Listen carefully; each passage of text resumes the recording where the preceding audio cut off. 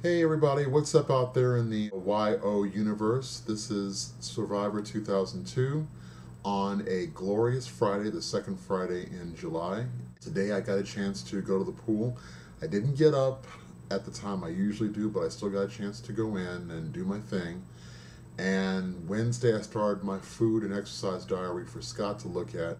Basically, I wanted to talk about some current events this morning, but something else came to my attention, and I thought I'd start off with this. I work from home. I've been at this for, let's see, since November of about '06. So that's coming up on about 2 years now. And it's been absolutely fantastic. I would not trade it for anything in the world. I know a lot of people miss the social aspect of being in the office and being part of the office gossip and the office drama and whatever, and sometimes not being a part of that, just missing a lot of people they work with, which I do somewhat, but I think I work better if I'm just in familiar surroundings and working on stuff by myself. So what this is leading into is that I check my email in the mornings as usual, and having breakfast or doing coffee breaks, sometimes I do sneak in a little bit of TV time. I mean, we might as well be honest. During one of my breaks this morning when I was having breakfast, I channel surfed a little bit. Montel was on, and one of his guests was a woman named Kris Carr. That's Chris with a K, Carr with a C.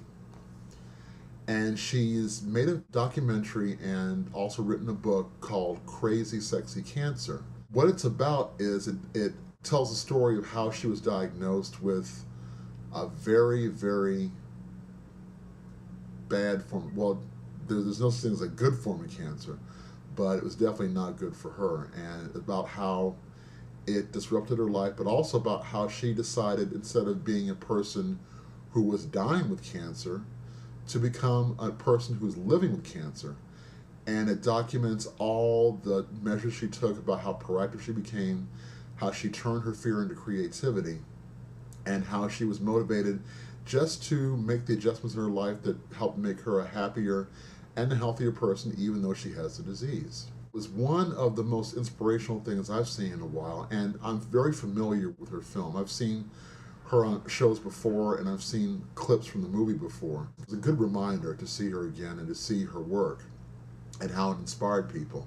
It's not that I'm lacking for people in my own life to serve as inspirations. I mean, there's my mom and both my sisters, who are all three of them are cancer survivors of various stages. The thing that impressed me the most about her is the way that she took that fear and converted it into action and into more positive things. That's one of the things that I've had to deal with quite a bit starting this weight loss journey and even before. Briefly, I want to get into how I'm still wrestling with a lot of the fears I have in my own life. And what I can do is just segue right into an explanation of why the handle I decided to use on YouTube is Survivor 2002. I had been trying to get an acting career off the ground locally here in DC, Maryland, Virginia, as far back as 1998. It was a year and a half, almost 2 years after my partner and I had met, and I was still working for the FDA. And we sat down and had a long talk about it, and basically he said, whatever you decide to do, I will support you in that. So I left the FDA in 1998, I forget exactly what month, and started trying to get gigs.